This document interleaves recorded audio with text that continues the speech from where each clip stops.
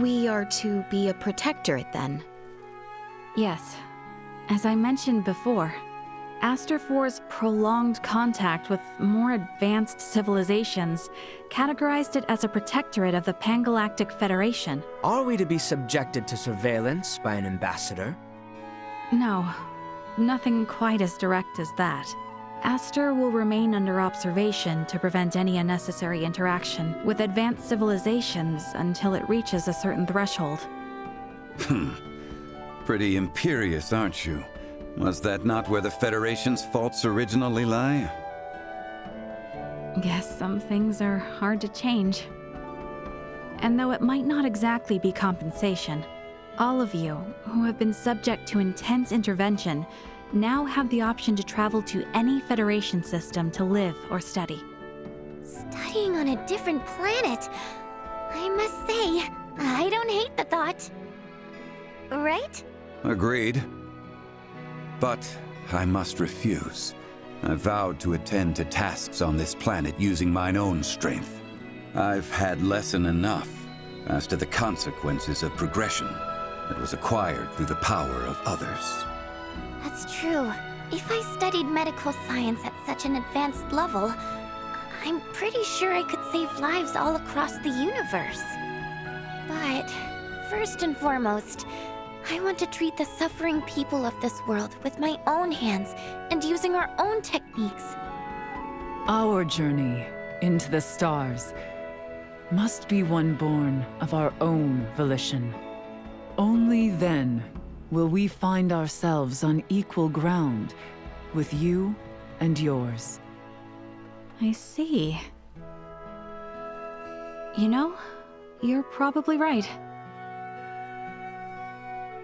Does the Underdeveloped Planet Preservation Pact restrict us from assembling together like this? Is this the last time we'll ever see one another?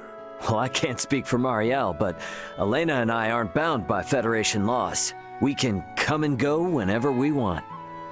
Vir will play a critical role in the Federation's investigation of the Scorpium for sure. Which means there will be times when we will need to contact Colonel Valange and Lieutenant Lola here on Aster. Which should mean that I can see all of you again, so long as I avoid contact with anyone else. That is news I am relieved to hear. Gathering together is the best way for me to share in the experiences of my non-Scorpion companions. Yeah, I mean, if it were up to me, I'd set up a branch of Lawrence Logistics right here in Osarius, and that would let us see as much or as little of each other as we could ever want. Now is a time for restraint. Surely, the events here have opened your eyes to the importance of the Federation's Underdeveloped Planet Preservation Pact. Yeah, I get it. But come on, you gotta at least see how hard that is on a personal level. Don't be so uptight. I say this with respect to the positions of both Elena and Marielle. But, from my own view, I fail to find fault in Raymond's suggestion.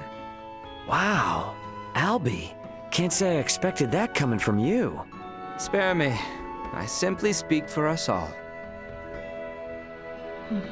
I wonder if my ancestors also felt the same way long ago.